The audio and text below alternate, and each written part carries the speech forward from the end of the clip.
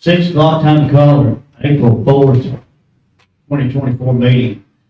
County Commissioners to order. If you would please stand. Commissioner members, if you would please. Our Father in heaven, we are grateful for the love that you have for us. We thank you so much for caring for us. I pray that you would be with the ones that are sick, the ones that have lost loved ones. Pray that you would be with us now as we conduct the business of this county. In your name we pray, amen. Amen. I pledge Allegiance to the flag of the United States of America and to the republic for which it stands, one nation, under God, indivisible, with liberty and justice for all.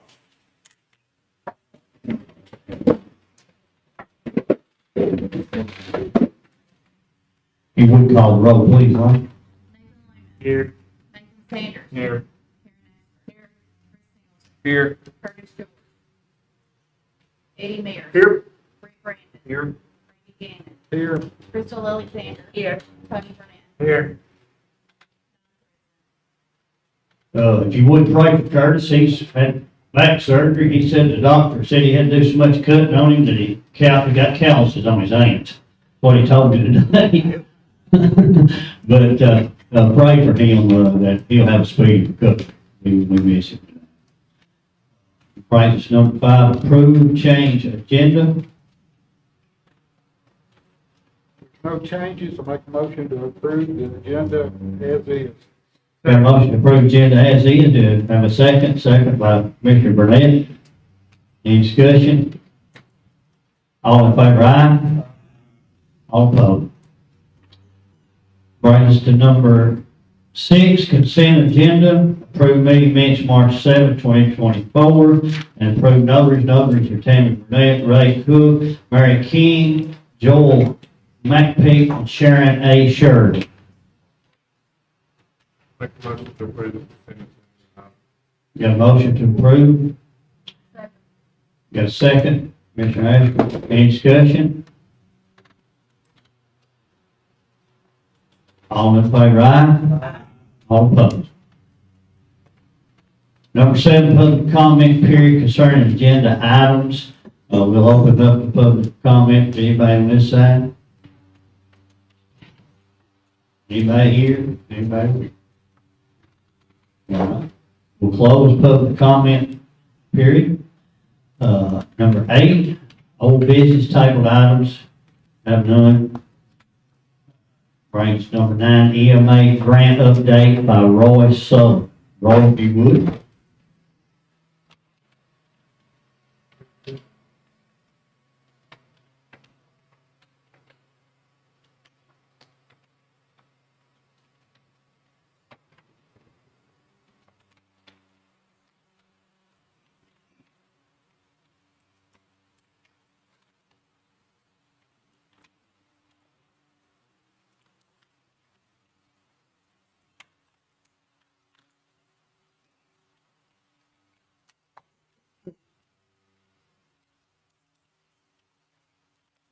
Second, 2 grant award for Homeland Security equipment this year.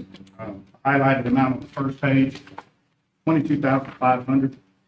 The title is listed as Project P25 radios. It's actually 2 projects with 2 different committees. One of them is communications equipment that will be going to EMS, and the second is referred to as a cutter spreader combo hydraulic tool that will be going to EMS. Second page is FEMA, what's referred to as obligated, in Cannon County, getting reimbursement. For the first part, is emergency protective measures for the response to the regional tornado. So, highlighted amount in the amount of $41,865.54. So by FEMA definition, emergency protective measures is activities conducted to address immediate life threats to public health and safety. So that is reimbursement, in this case for the mutual aid for Rutherford County. Man hours, equipment to clear the roads as fast as possible for emergency apparatus.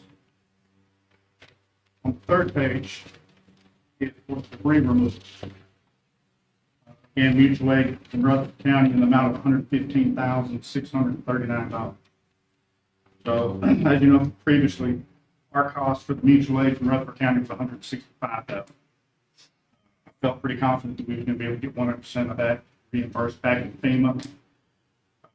That left us roughly $7,500 short. One of the things we didn't think we was going to be able to ask back for was referred to as donated resources. That is for the volunteer help that comes in. And we can, it's difficult to give that because in a situation like that, there's not much documentation. You have to have documentation to get the reimbursement. So myself and Rutherford County spoke with FEMA, and because we had New Hope Church and we had all visitors that came to, volunteers come to assist, they had to sign in and get an armband and sign a waiver. Because of that, we're going to be able to use that as a timesheet. Shows when they got it. So, and then the operational period every day was 7 p.m. so we can establish that as a clock out time. So I've asked for $10,000, 75% reimbursement to Canyon County in the amount of $7,500. And it looks like that will get us 100% back of our mutual aid costs for other counties. Both these amounts of what we're definitely getting back. It's still going to be some months before we find out on the donated resources. But I feel pretty confident we're going to be able to get that back. That's absolutely amazing. I appreciate that. 100% back, and I'll tell you, I heard that it takes a couple of years most time to get money back, but this has been pretty quick for the year. It has. It's still several months out before we get it, but we felt this would be expedited. Good. Any questions? Any questions? Good job, Roland. Thank you, sir. Number 10, Kelly Arnold with Tennessee Recovery and Monitoring to discuss the alternative electronic monitoring and indigency fund. Kelly, if you would, it was. It rolled right off. Thank you all for Thank you for being here. having me. My name is Kelly. I'm with Tennessee Recovery and Monitoring. I was going to hand out, I think I have enough for everyone. These are just some informational. So what I do is I put ankle monitors on folks. The reason that we do that is to A, reduce recidivism, B, to help reduce the cost of Housing inmates. But also just to make sure that, you're keeping people safe. You're not allowing people to go out there and just continue to drink and drive, right? So about 6 years ago, the state had a fund called the Interlock Fund. From there, our company realized that nobody could pay for these devices if they couldn't drive and they couldn't go to work. So we went in and asked that we could kind of merge the fund to also help with ankle monitors. They're called transdermal monitors. What happens is when you drink alcohol, your body metabolizes it through your skin, which is your largest organ. Ethanol is coming out of your skin, and these devices are catching that vapor coming out of your skin to determine if someone's drinking alcohol. Now, why do they do that? It's because you've got people, multiple offenders with DUIs, DUI second, third, fourth, sometimes 8. We have multiple people with DUIs. Cannon County actually is not horrible with your DUI offenses. I think last year we had 49 DUI firsts. Gives you potential to have 49 DUI seconds. So with the fund is helping the folks that can't pay for these devices. They're approximately $10 a day.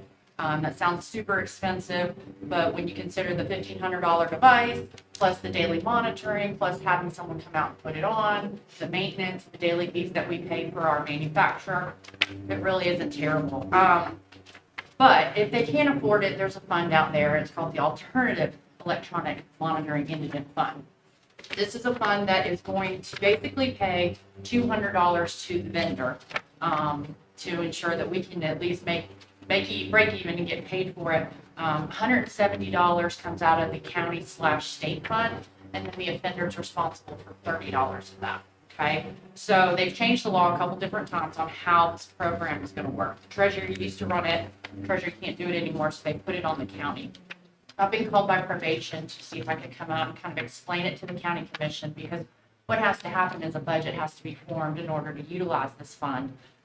In this paperwork that I gave you, there's a contact from the state, his name is Mike Holt. He just inherited this lovely position through the state, but he's able to assist you with, getting the program set up. How this is gonna help Cannon County, I can tell you that Rutherford County has opted in for it, they utilize it daily. Williamson County utilizes it daily. I live in a county that's probably poorer than most counties around you. I live in Grundy County. I don't tell a lot of people that, but no, I'm just kidding. I love it. I love it. I'm originally from Knoxville, so when I moved to this small county, I realized how much this indigent fund is needed. Grundy County utilizes it. They put $15,000 in. The state matches them $15,000. So they have a $30,000 fund to utilize. That's saving approximately, your inmate cost is going to be about $50 to $75, depending on how much it costs to house your inmates. This is only going to cost the county $2.83 a day if it's utilized per client, per device. So what that means is that the offender pays the $30, the county pays $85, and the state pays $85.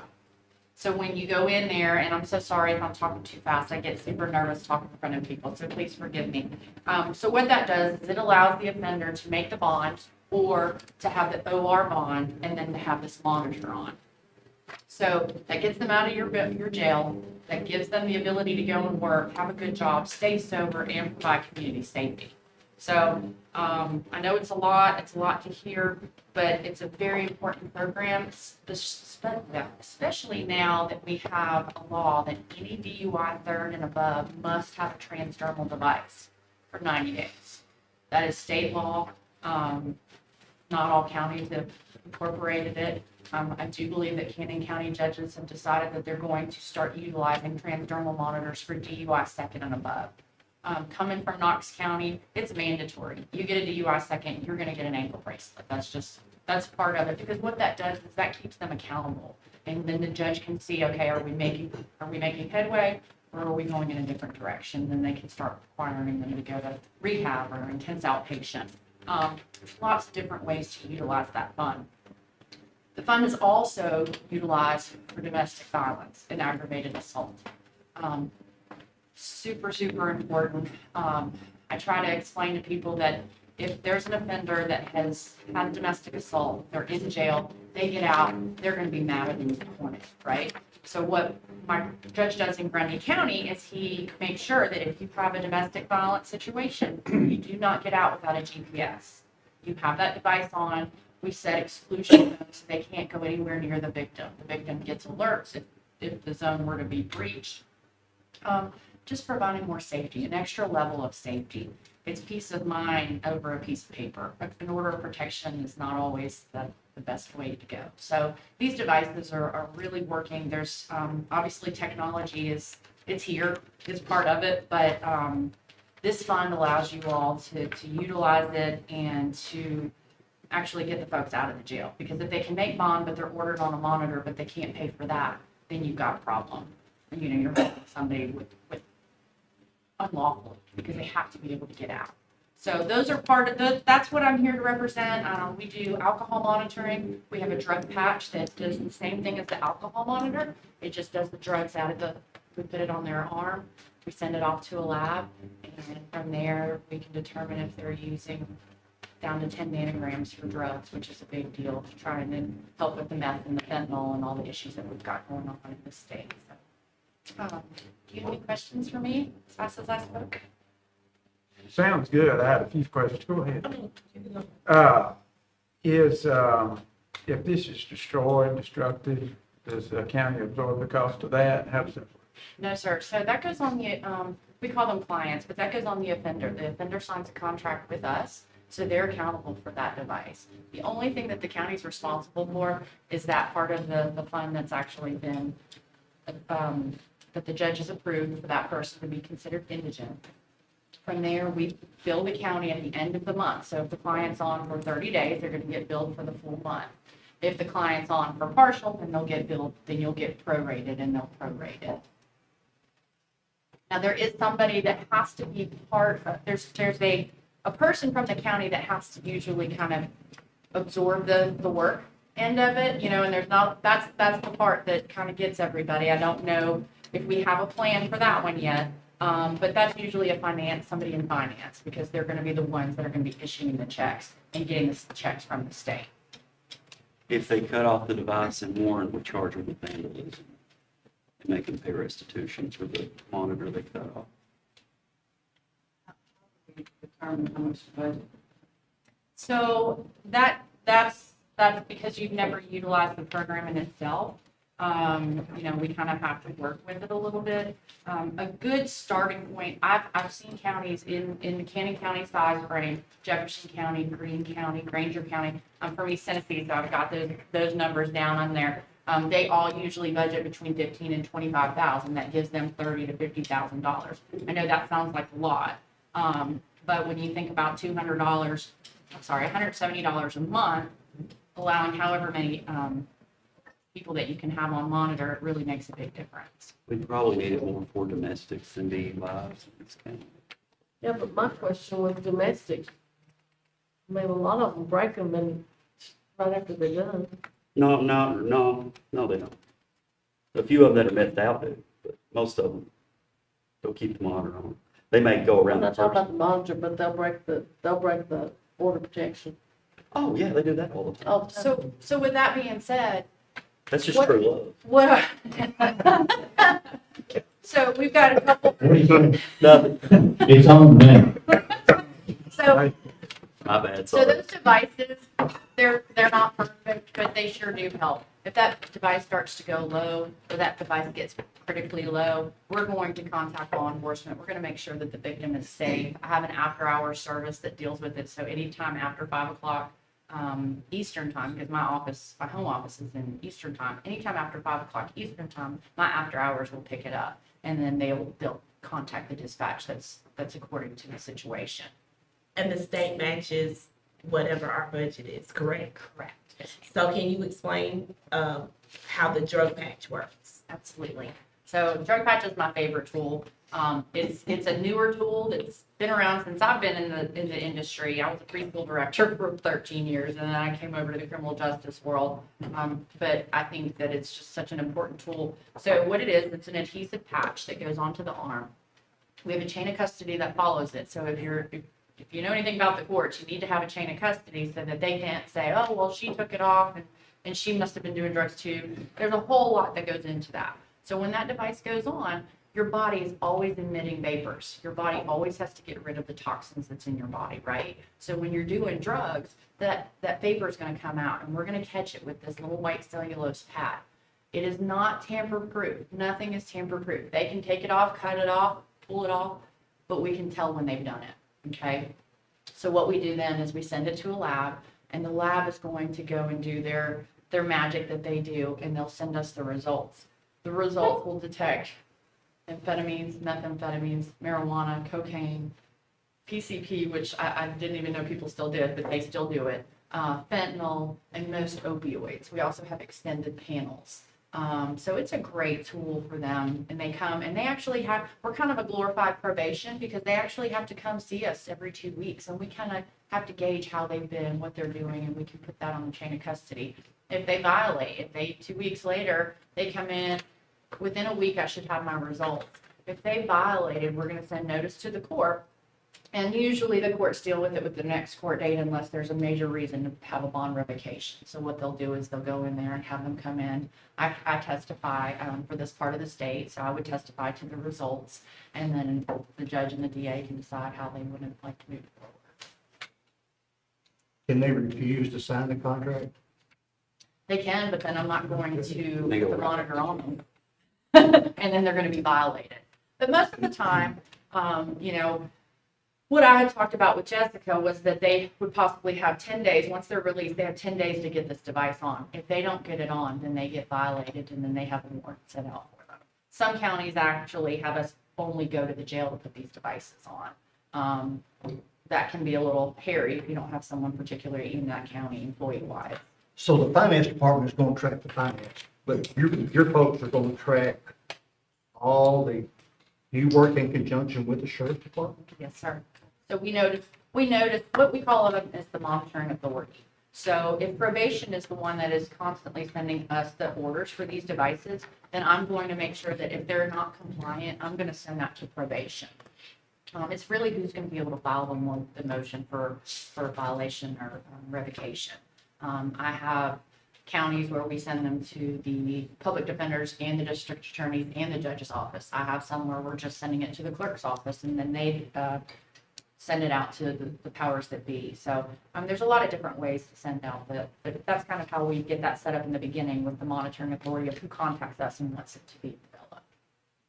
With counties our size, you said you've seen between 15, 25,000 set up in a fund that the state matches. Do you know how much of those funds are being utilized for this? Just looking at, just a quick reference on our numbers, you said we had 49 first offense DUIs. That would be $50,000 for a year, just a little over 50 a year. That's if they're indigent though. Not everybody. That's what I'm asking, like how much of this is utilized in counties our size? Just a rough estimate. So I don't want to offend, but from a Grundy County, from Grundy County size, I believe y'all are a little bit bigger than Grundy County, but Grundy County is poor. I mean, they were the 95th poorest county, and the only reason we're not now is because of tourism. But 9 out of 10 offenders are utilized. What are the criteria for them to be considered indigent for this program? I believe it's 185% of the poverty level. The judge, they'll fill out an affidavit of indigency. Yes. And that's The judge will review their income, the judge will look at poverty guidelines, federal poverty guidelines, and then the judge will make an independent determination as to whether they qualify as indigent. By the way, this is Jessica Duncan with Probation Department. And there would be an order set forth advising that he's indigent or Be filed, but it's a good program. I mean, Yeah, no, I- in Warren, we use the GPS for domestics and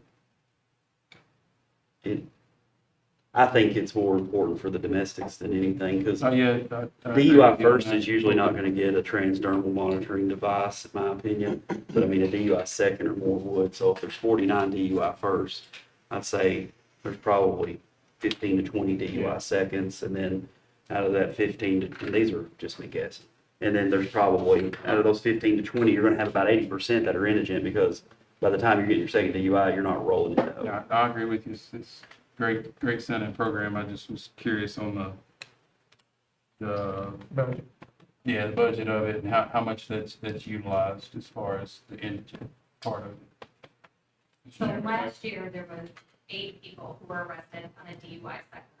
So that gives us an idea just for last year. as an example. Mr. Payne. Mr. Chairman, thank you. Commissioners, this came to the fore because General Sessions Judge Cowan and I discovered, looking through statute, that Kennon County had not been following Tennessee Code. In 2017, Tennessee Code Annotated was changed to require that when a defendant is arrested and given a bond by the judicial commissioner makes a probable cause determination and then sets a bond. That judicial commissioner is required to get the criminal history. If it's a DUI or domestic offense, they've got to get a criminal history given to them by the sheriff. And if there is a previous DUI or a previous domestic abuse offense, then there have to be required bond conditions for that person. If they cannot make the bond because of the bond conditions, they can't meet the bond conditions, then they stay in jail. So this solves a problem, and it's a liability of the county. If we didn't follow that statute, if we were not placing those bond conditions on these defendants, then we could be held liable if that defendant went out and was drunk driving again and killed somebody, they could sue the county for us not putting that bond condition on as far as interlock device or Scram, because it's Scram. Yes, sir. Okay. Are you familiar with Scram in Rutherford County? Yes, sir. I've got several defendants in Rutherford County. that are on Scram. And so this solves that issue. As to DUI,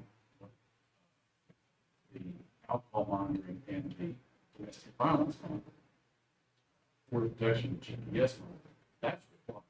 I think the drug aspect of it is optional. We do have a drug court, and that's at the discretion of General Sessions Judge to use this and utilize this drug aspect of it. So, but this solves the issue as to bond conditions for required bond conditions. for domestic abuse. And if I may, it is law now that you have up to 10 days to have an ignition interlock installed into your car once you get a DUI. There's a little bit of wiggle room in that because a lot of folks don't have a car after they have a DUI because they wrecked it or it got towed and they can't afford to get it out. Or they have careers where they're driving company vehicles that you can't get an ignition interlock installed into your vehicle. Now, the state covers 100% of the ignition interlock fund.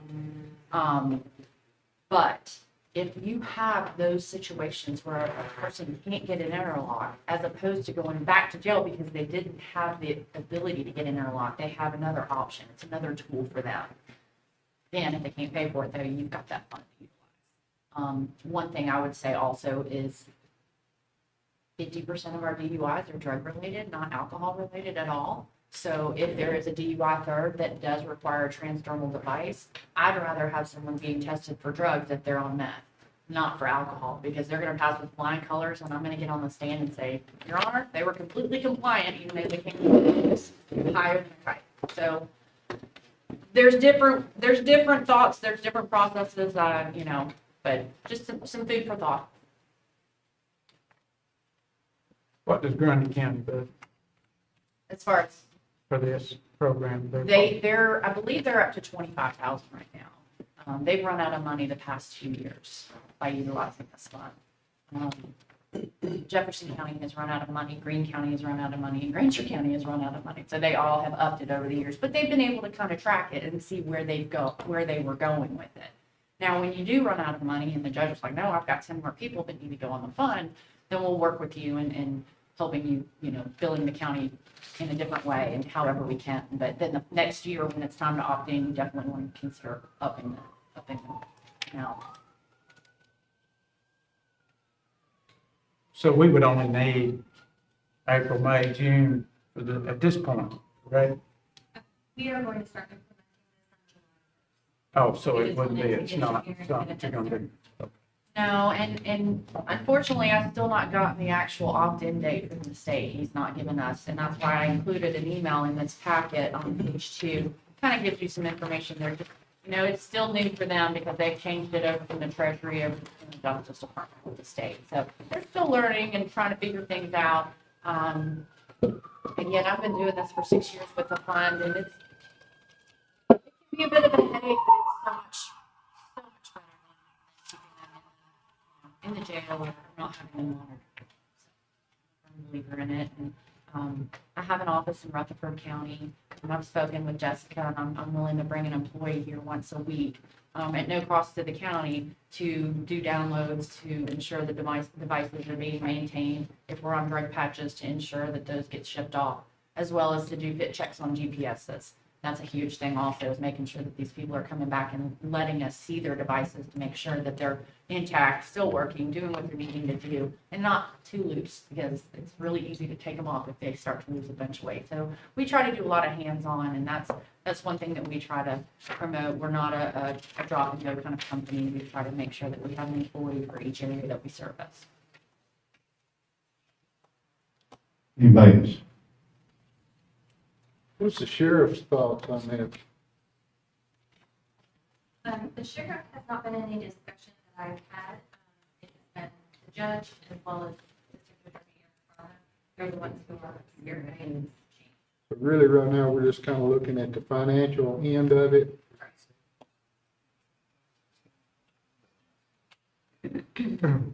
Yes, yes. Mr. Fagan, did I understand you that, TCA does require that we have one of these? TCA requires that if there is a prior DUI or domestic abuse offense by a defendant, that bond condition is placed on that defendant. They won't get a bond unless they have an interlock device or a transdermal device. We don't have in this county right now the ability to give them a transdermal device, nor the ability to pay for it through this state fund. What this would do would give us the ability to get state matching funds to allow that defendant to be indigent and take advantage of that. So instead of staying in our jail waiting to make that bond. So it's required for us to make the bond condition. It's not required for us to pay for it. Mr. Fagan, just a question, I'm not sure if you would know off the top of your head. Do you know what the county's portion of what it costs to house an inmate per day? I do not. Probation, happen to know? It's approximately $60 across the state. Now, it fluctuates depending on how many state inmates you have or how that works, but And the cost per day on one of this for the county is $283 a day? yes, sir. But we do know in the past that there was an issue with it being overcrowded, right, in the jail. So this would help with that, correct? It would make it overcrowded instead of extremely overcrowded. Oh, well, that's good. That's a positive. Oh, absolutely, yeah. 2 or 3 years, people. I'm with you, I agree. Yeah. You said 283 a day. Okay. Is that for a single offender? Sir, because if you're looking at $170 a month, and you also look at cost of the state, $85 a month. By 30, approximately. Now, I call it Kelly math, so bear with me on that one, but yeah, approximately $2. So Mayor, do we need to have a motion to approve this and then send it to the budget committee? It's got to go to budget committee, please. I think the budget committee would need to vote on it and then send it to us. Yeah, I don't think we have to do anything. Nothing tonight? No. Thank you. Hey, Greg, can we put it on the agenda for the budget? Yeah. Diane, No, just, I've done these across the state for the past few years, just to give you, because a lot of people go, well, what budget do we pull it out of? Well, you can pull it out of a lot of budgets, because it's affecting a lot of budgets, your sheriff's department, your general funds.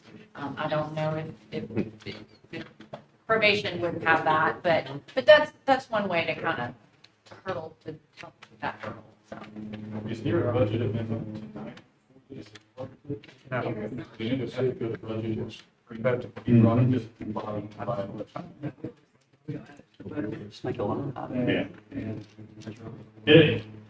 Budget amendments you wouldn't, because you're not starting till the new budget year. Trying to get as many commission meetings now so that you all have time to either decide if you want to do it or not and a lot. Right. Next physical year. That's right. July 1st is the fiscal year Yeah. for this fund. Sure.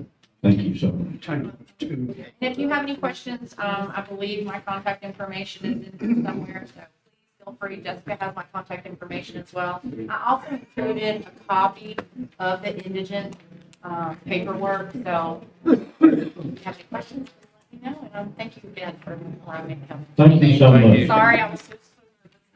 Thank you so much. Great. Thank you, Jessica.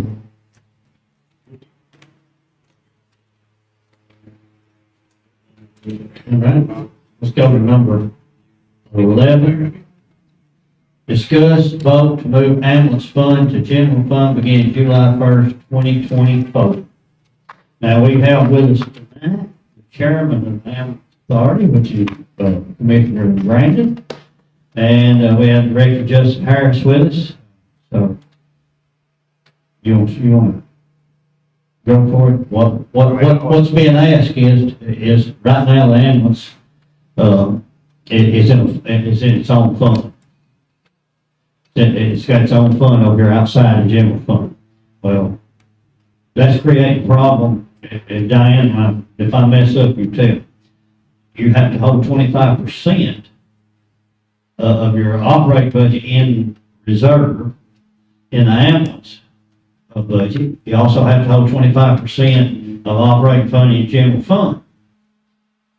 Of your 25% of your operating, correct? So basically what it does is what's happening is the ambulance is always chasing 25%. Is that right? Basically what this does is it takes away, so what you got now, you got 50%.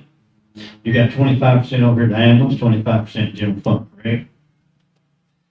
So what it's doing is putting it in the general fund, you have to hold 25% of your operating fund, just 25%, just 25%. And if you got questions, right there. And Diane's here, if anybody. Why was that started to start with? Diane? That was the reason that happened, to start with. What I remember about that, Steve had task representative at the time, it wasn't even like recommended that could move it out of the fund. I didn't understand why at the time, but audit told me it's just, so it's more transparent, it easier what it costs the county. However, you can still see what it costs the county in the general fund, so I don't really feel like that.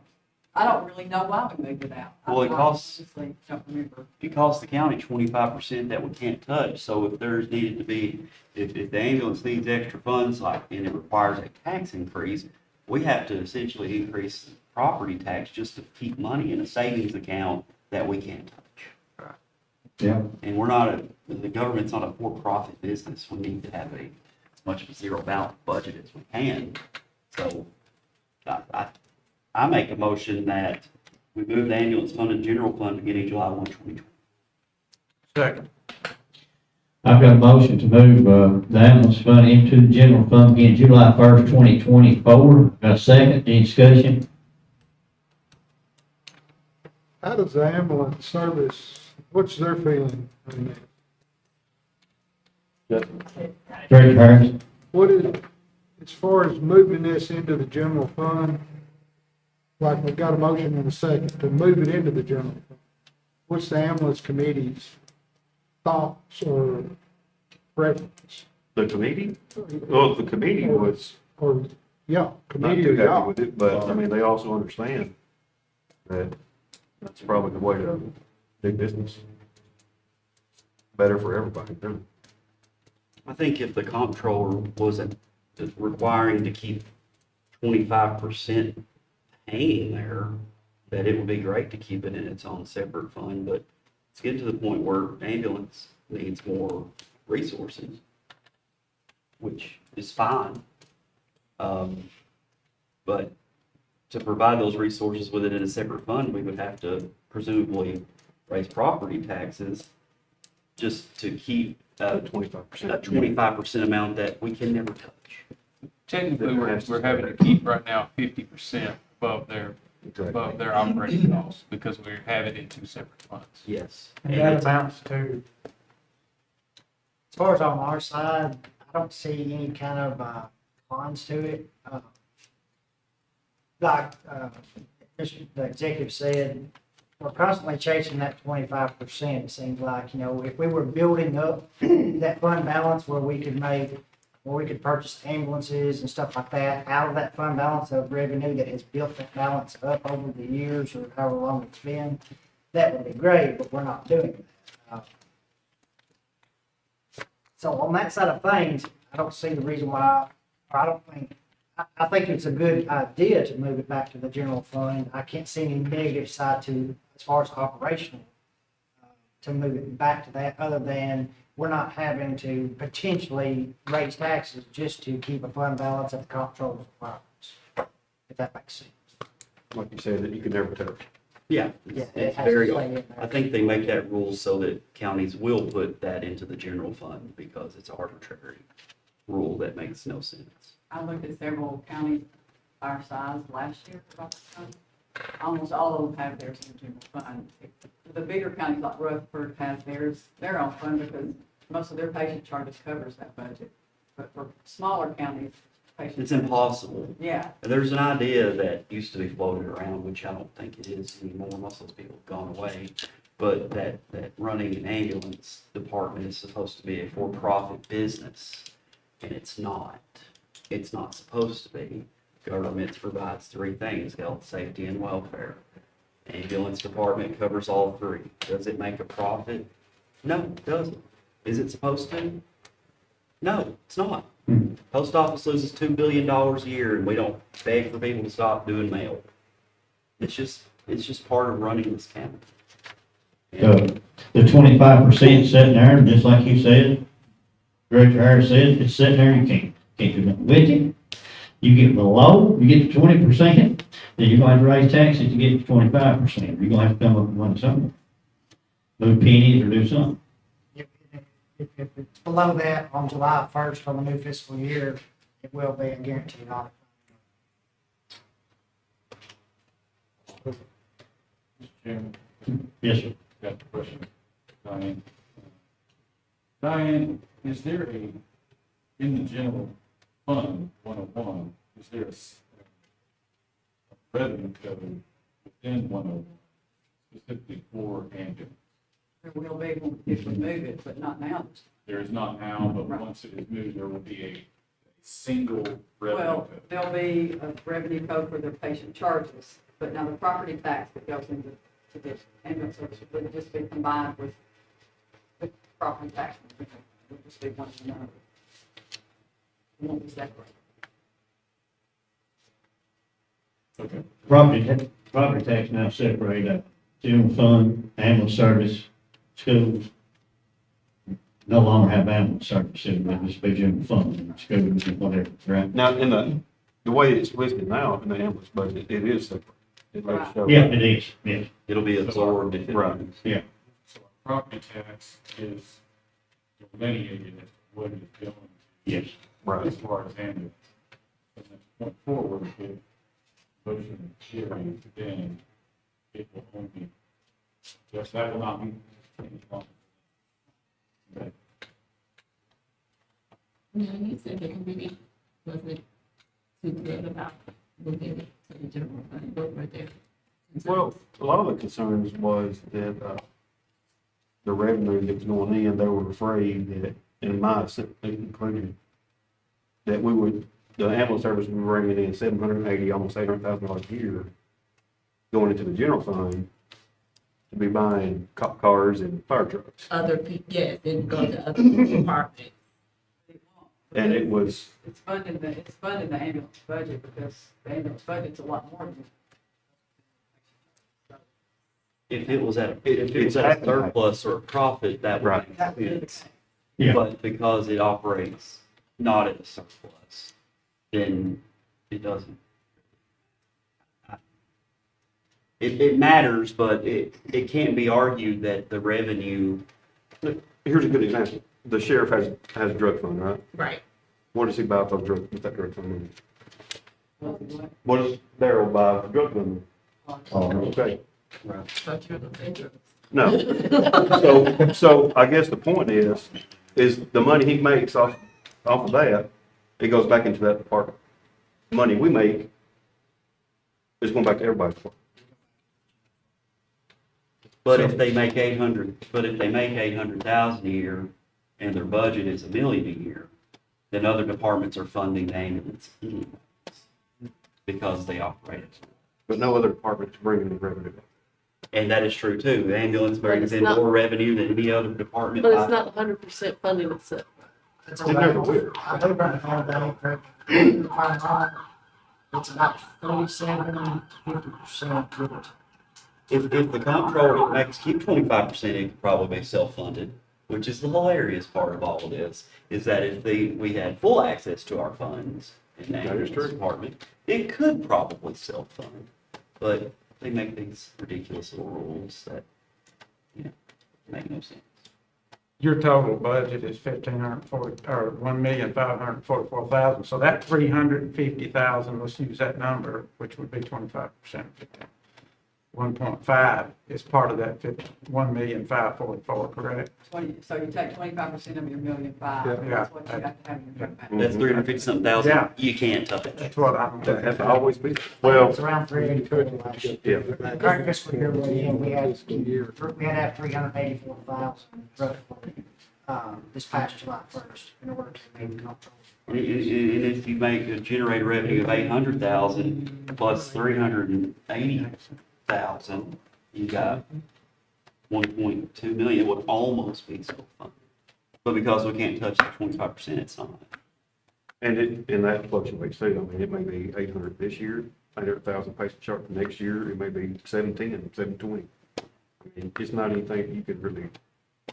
But it's there, It it's depends there on for a cost. reason though. But there was a time when the ambulance service was increasing their reserve every year, it was going up.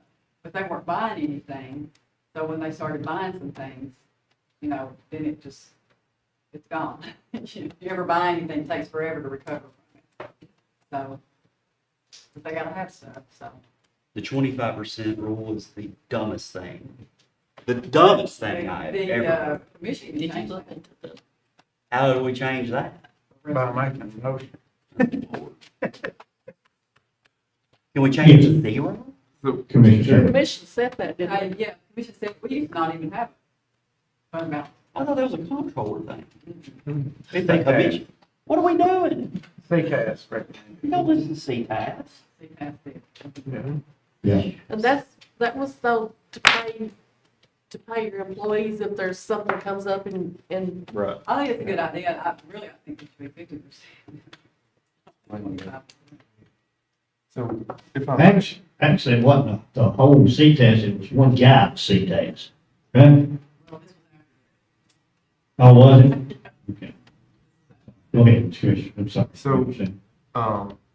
Harris, when, it's been a little bit, but you, I know you met with me and maybe some other commissioners, maybe even a year or so ago now. You looked at your budget, you knew that thing with your eyes closed, I can tell. And you had a problem, and you brought a solution, I believe, changing shifts and using all the ambulances and that sort of thing. Very impressed. You did an excellent job of your income, your expenses, and found the money, worked it, and things were going well. Because that was separated. So, what is this, if this is moved into the general fund, does that not skew all those numbers and you're really not able to narrow down like you were in the event, you know, hopefully nothing else comes up, but in the event you have another situation like that and be able to present a case for myself and other commissioners? I don't think, to the best of my knowledge, the fund balance never affected that whole change. Right, it did not. It was, the patient chart was definitely, that showed our revenue stream coming in, but as far as the fund balance to make a change to make it successful, it didn't require any funds from the fund balance to move in or out either place. I don't remember anything that. I remember also, we had to pay 370,000. It's just to keep the ambulance service afloat this year, or otherwise they would have ended in red. Right, and again, you, if I understood right, you had met with Diane and found other ways we can pull a penny from here, a penny from there, to make that happen. So with that, then we also talked about, in the future, there would be a time this commission would need to look at something just to fund, the ambulance service, not necessarily the fund balance, the extra 25, but, you gave us your word, your commitment, you were gonna stay on it like a hog and make sure those numbers stayed where they were. And I very much appreciate that because it seems like you have done that. So I guess one of the concerns I have is, the finance department is looking at all the numbers. So are you still gonna be able to look at those same numbers and know, if that's happening, if it's not happening, I forget the exact amount, but, like I say, I like the fact that you, the department head, were able to, you know, explain the budget very well. And if we combine all this, and it's, like some others you said, he's kind of thrown in there, what does the ambulance service look like in a year or two? As far as the budget side, it's not going to change anything.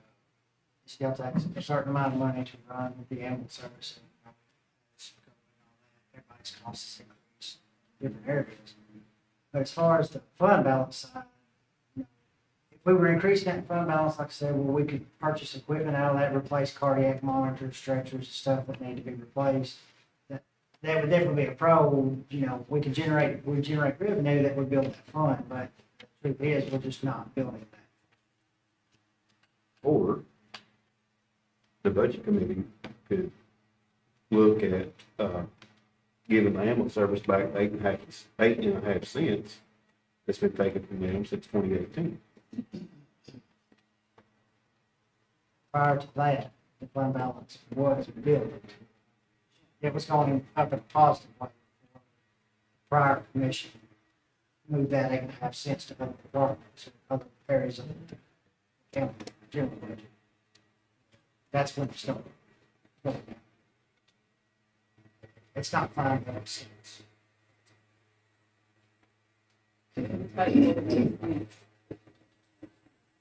It take more than 8 cents.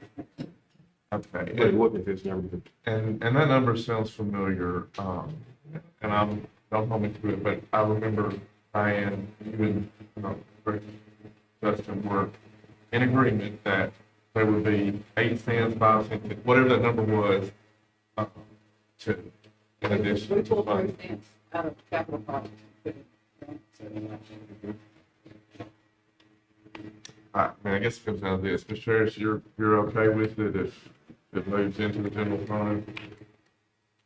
I'm okay with it as far as operational stuff. Negatively affecting us now or in the future. Wait a minute, somebody help me out with 25%. So y'all telling me that the commission voted to hold 25% in a fund balance that can't be touched? And I could send y'all that policy. Why? CTAS, is CTAS why? Yeah. And that's The it? recommendation of CTAS at that time, not a That's state been requirement. several years ago. It is a requirement imposed by this commission. So why can't we just get rid of that 25% and, or lower it and allow the ambulance to realize their full potential? That could easily be done by resolution of this body. Why don't we do it why are we not doing it that way, Diane, finance director? I don't think it's a good idea, but. Why? Let me look at that a little bit and So see can we what. table it? Can I table this till next week? We can, if Do you it, move yeah. it, you can always pass it when the budget gets passed. If you would decide to move it. No, I won't do it before then. I move to table this to next month's meeting. You already got a motion. You have a motion, a second on the floor, have to be a motion to withdraw. I move to withdraw my motion. Second. Then you can Got a motion withdrawn, second. All in favor, aye? All opposed? I'm Okay. be nervous, Fade. Table. I move to table this item until next month's meeting so that we can get a assessment of what the cons are to removing the 25% chain we have wrapped around the ambulance authority's throat. It's not just the ambulance authority, though. It was Every every part, all the funds have. Yeah. Well, just for the ambulance for now. We'll worry about the rest. Can I ask a question, just food for thought, and this, I'm going off memory from years past, I believe the schools only keep 3.5%, I mean, they don't keep 20, I know it's not 25%. Yeah, they got that 3%, which is not enough, It's not, That's but, minimum, but they do. but they have to keep 3% minimum. minimum. But And they're not, motion. I mean, our schools aren't keeping 25%. I got a motion, table that, second over here. Any debate, then? All in favor, aye? Aye. All opposed? I agree with Diane, though, I don't think it's a good idea to take it out. Maybe lower it, but not take it out. And that may be true, I just don't know why. Well, we got in pretty bad shape one time, Wait, financial. I would know why it was good to take 25% out of general, that restriction out of general fund, because we'd be borrowing money again. Okay, yeah. We'd be back borrowing money, so we go into it. So, but this table, here we go. Number 12, recommendation to name Old Tennessee 96 mile marker 9.196 to 9.650 in memory of Frank Patrick. And, I've got a motion to recommend that. I've got a second, but you do that, Chris? Got a second? Any discussion? Call the roll, please.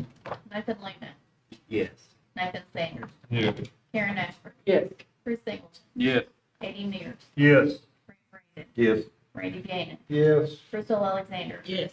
Tony Burnett, Yes. motion carried. Finance Department.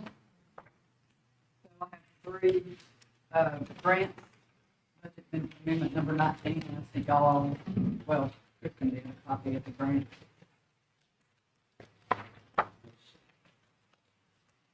Make a motion to approve the resolution BA 23/24-19, the general, county general fund. Second. Got a motion to, approve resolution BA 23/24-19. Got a second? Commissioner Bennett. Any discussion? All in favor, aye? All opposed? And then on your financial report, those are not even, not in your numbers. So the first sheet is the percentage sheet I always give you every month.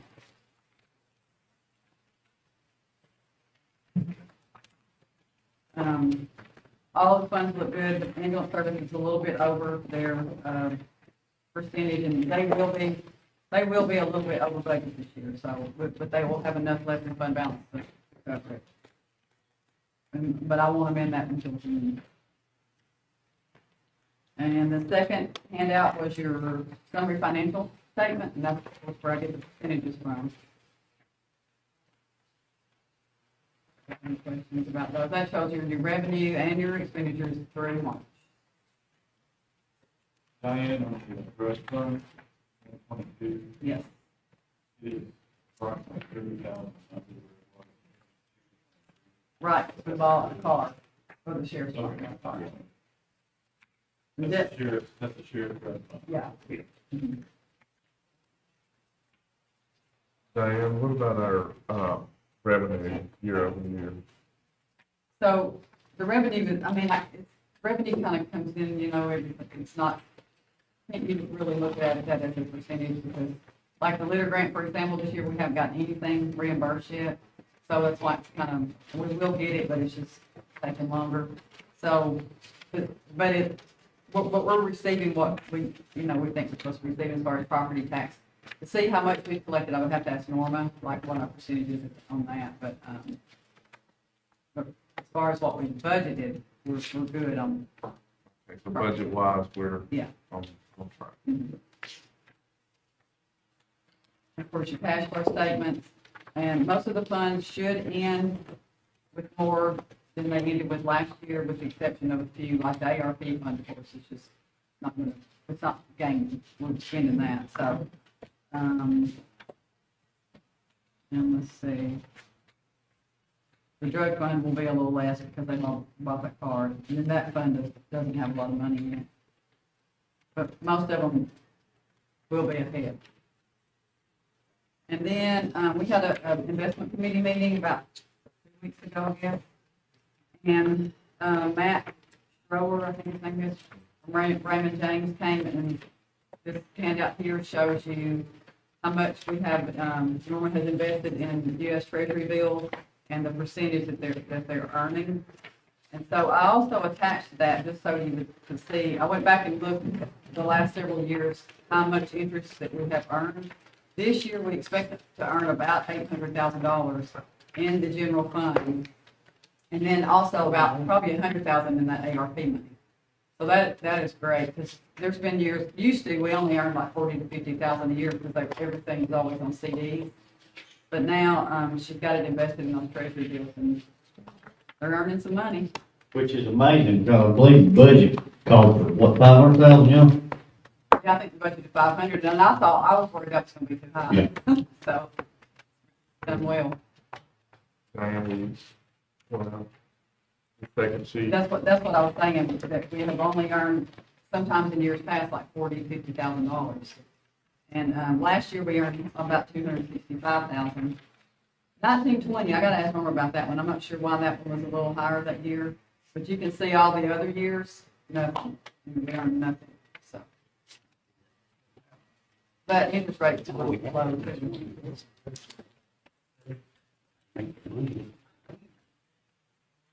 And then, right after the investment meeting that night, the next day, she invested another $3 million at 5.26. So, yeah. Good. Anybody got any questions? That's all I have. We got any questions? All right, entertain a motion to adjourn. We got a motion to adjourn, Grant again, and a second. Karen, Commissioner Ashford, all in favor, aye? All opposed?